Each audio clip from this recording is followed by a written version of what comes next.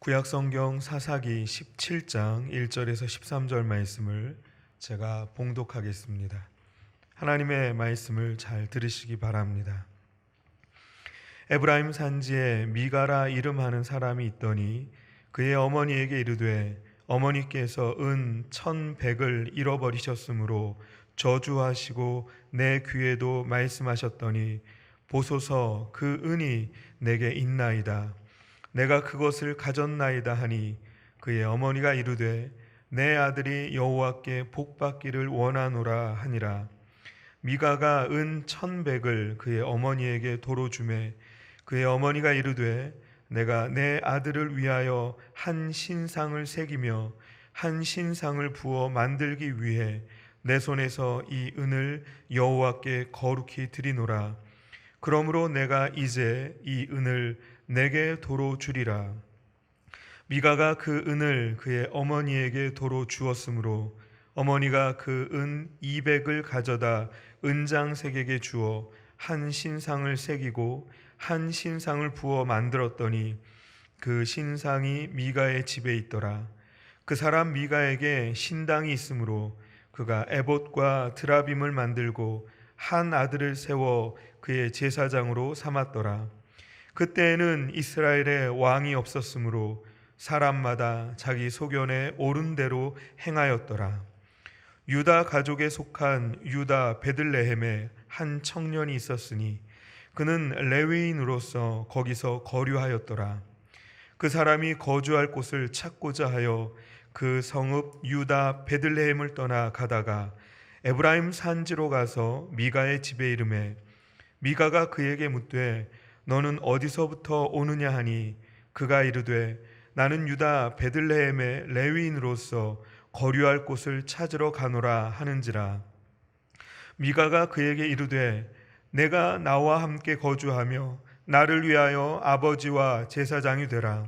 내가 해마다 은 10과 의복 1벌과 떡을 먹을 것을 주리라 하므로 그 레위인이 들어갔더라. 그 레위인이 그 사람과 함께 거주하기를 만족하게 생각했으니 이는 그 청년이 미가의 아들 중 하나같이 됨이라. 미가가 그 레위인을 거룩하게 구별하매 그 청년이 미가의 제사장이 되어 그 집에 있었더라. 이에 미가가 이르되 레위인이 내 제사장이 되었으니 이제 여호와께서 내게 복 주실 줄을 아노라 하니라. 아멘. 이 사사기 17장부터 이어지는 이 사사기 후반부는 그 당시 이스라엘 백성들이 얼마나 하나님과 멀어져 있는지, 얼마나 제멋대로 살아가고 있는지 그야말로 총체적 난국의 모습을 보여주고 있습니다.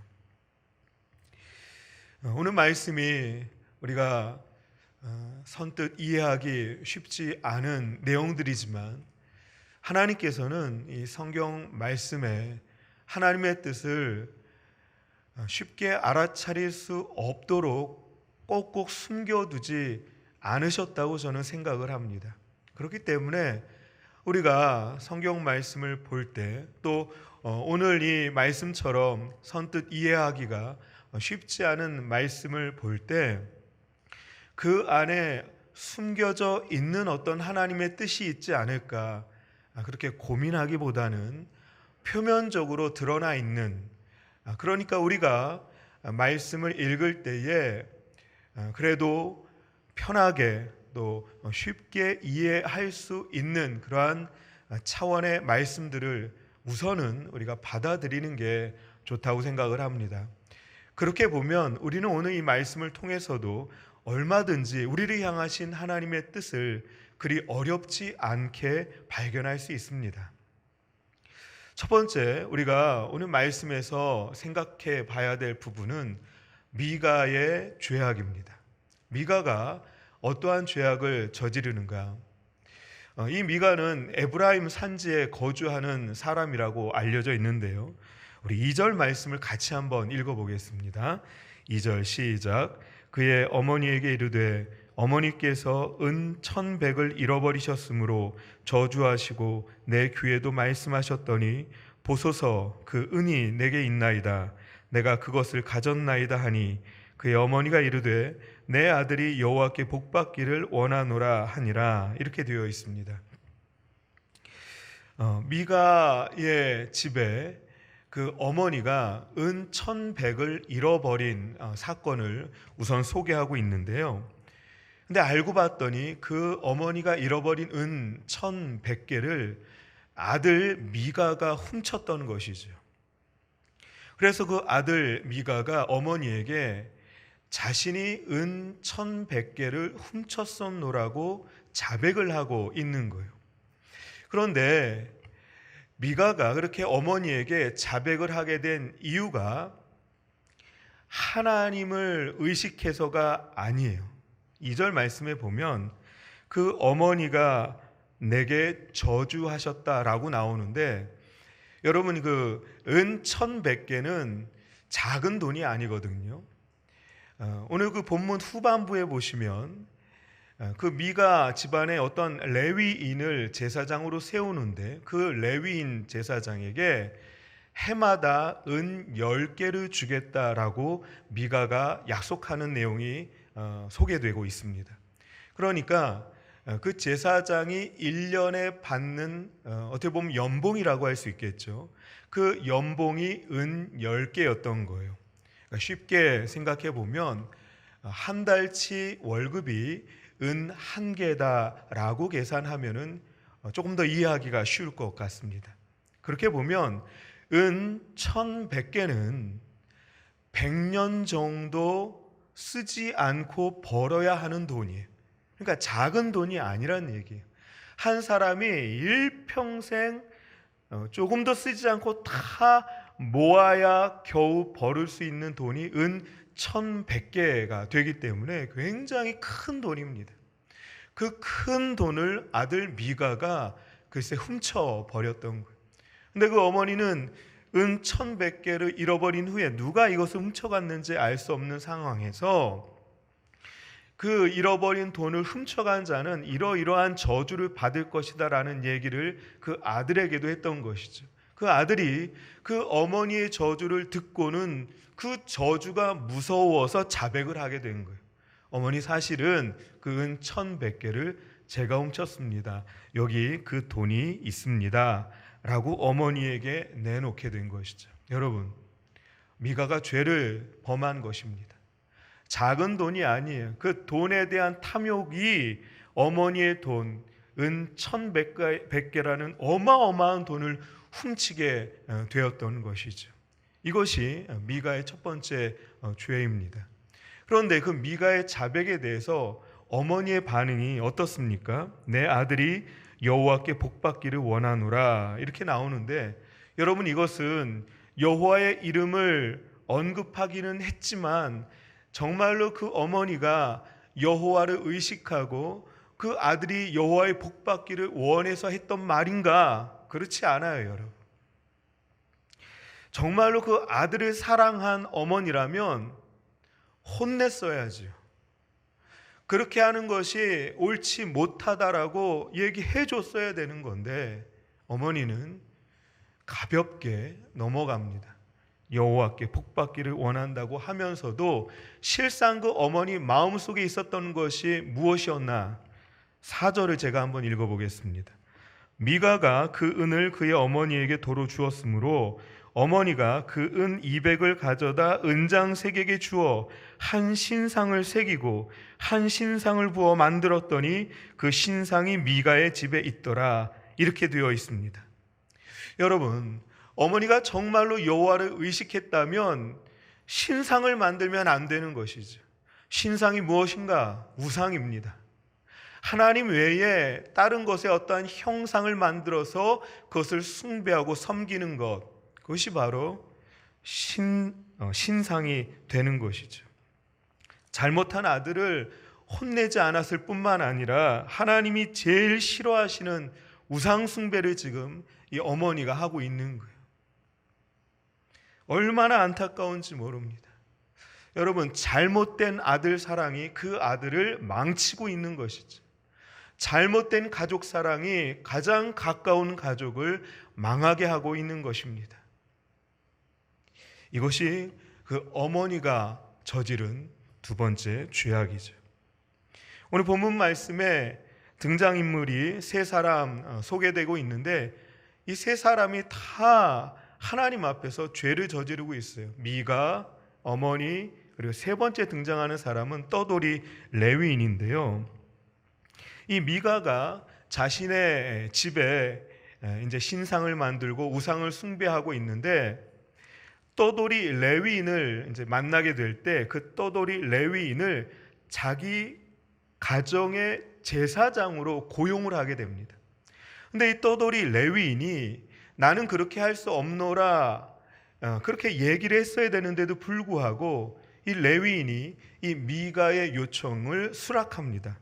10절 말씀 제가 한번 읽어보겠습니다. 10절 미가가 그에게 이르되 네가 나와 함께 거주하며 나를 위하여 아버지와 제사장이 되라. 내가 해마다 은 10과 의복 1벌과 먹을 것을 주리라 하므로 그 레위인이 들어갔더라. 여러분, 제사장은 뭐 하는 직책입니까? 하나님과 사람 사이에서 하나님께 제사를 집전하는 직분이 바로 제사장인데 지금 이 떠돌이 레위인은 제사장이 뭔지도 잊어버리고 하나님이 누구이신지도 망각하고 지금 미가 그 우상을 숭배하는 집안의 제사장이 되기로 결정을 한 것입니다. 이 레위인도 죄를 지금 범하고 있는 것이죠. 여러분, 오늘 등장하는 이 사람들이 다 왜 이렇게 얼토당토 않는 행위들을 하고 있는가? 그들은 이것이 복받는 일이라고 착각하고 있었어요. 그 어머니도 그랬고 미가도 그랬고 또 이 제사장도 여호와께 복받기를 소원하고는 있었지만 실상은 하나님이 가장 싫어하시는 행위들을 지금 하고 있었던 것입니다. 여러분, 이 당시에 사람들은 자기 소견에 옳은 대로 행하는 자들이었습니다. 자기 소견에 옳은 대로 행한다는 것은 기준이 없다는 것이죠. 기준의 부재를 의미합니다. 기준이 없으니까 자기 마음대로 자기 멋대로 살아가고 있는 것입니다. 여러분, 복을 받으려면 어떻게 해야 되겠습니까? 복을 주시는 이에 그 마음에 합당하게 살아가야 되지 않겠습니까? 우리에게 복을 주시는 분은 하나님 외에는 없는 줄로 믿습니다. 하나님은 우리에게 복 주실 수 있는 능력의 하나님이시고 하나님은 우리에게 복 주기를 원하시는 좋으신 하나님이십니다. 우리에게 복을 주실 수 있는 분은 하나님밖에 없다는 것을 다시 한번 기억할 때에 창세기 1장 28절에 보시면 하나님께서 아담과 하와에게 복을 주시며 생육하고 번성하라 충만하라 이렇게 말씀을 해주시지 않았습니까? 또 창세기 12장에 보시면 아브라함에게 내가 너로 큰 민족을 이루고 너에게 복을 주어 너의 이름을 창대하게 하리라. 아브라함에게도 또 이렇게 복을 주시는 하나님을 소개하고 있습니다. 그런데 여러분, 우리가 잊지 말아야 될 것은 아담과 하와에게 그리고 아브라함에게 하나님이 주신 그 복이 진짜 복이 될 수 있으려면 아담과 하와가 선악을 알게 하는 나무의 열매를 먹지 말라는 하나님의 명령에 순종할 때였습니다. 아브라함에게 너의 본토를 떠나라, 너의 아버지를 떠나라, 고향을 떠나라, 친척을 떠나라, 내가 너에게 보여줄 땅으로 가라 라는 그 하나님의 말씀에 순종할 때에 아브라함에게 주셨던 복이 될 수 있었던 것입니다. 사랑하는 여러분, 복받기를 원했던 미가, 그 어머니 그리고 레위인은 복받기를 원했지만 어떻게 하면 복을 받을 수 있는지 잘 알지 못했던 것입니다. 시편 말씀에 보면은 이러한 부분이 있습니다. 시편 1장 1절 2절입니다. 복 있는 사람은 악인들의 꾀를 따르지 아니하며 죄인들의 길에 서지 아니하며 오만한 자들의 자리에 앉지 아니하고 오직 여호와의 율법을 즐거워하여 그의 율법을 주야로 묵상하는도다. 복을 받으려면 하나님의 말씀을 가까이 해야 하고 하나님의 말씀에 순종해야 한다는 것입니다. 사랑하는 여러분, 하나님 보시기에 내 삶이 어떤지, 하나님 보시기에 내 마음이 어떤지, 하나님 보시기에 나의 생각이 어떤지 늘 점검되어야 합니다. 내 생각과 내 고집, 내 기준을 내려놓아야 하는 것이죠. 하나님의 말씀을 붙들어야 합니다. 하나님의 말씀을 나의 삶에, 또 나의 가정에, 나의 일터에 적용할 수 있어야 하는 것입니다. 사랑하는 여러분, 무엇이 가장 큰 복입니까? 하나님 말씀대로 살아가는 것이 가장 큰 복인 줄로 믿습니다. 예수님을 믿는 것이 가장 큰 복입니다. 하나님 자녀로 살아가는 것이 가장 큰 복입니다. 오늘 이 하나님의 복을 누리며 살아갈 수 있는 저와 여러분 될 수 있기를 바랍니다. 하나님이 아니라고 하면 아닌 줄 알고 멈출 수 있는 것, 그것이 바로 하나님 자녀의 마땅한 삶의 태도인 것이죠. 오늘 이 말씀을 보면서 참 안타까운 것은 미가에게, 그 어머니에게, 그리고 떠돌이 레위인에게 하나님께서 그러면 안 되라고 분명히 알려주셨을 것 같아요. 그런데도 그 하나님의 말씀은 귓등으로도 듣지 않고 자기 마음대로 행하다 결국에는 오고 오는 모든 세대의 반면 교사가 될 수밖에 없었던 이러한 모습들을 볼 때 하나님의 마음이 얼마나 아플지 안타까울 뿐입니다. 사랑하는 여러분, 오늘 하나님의 말씀을 저와 여러분이 들었습니다.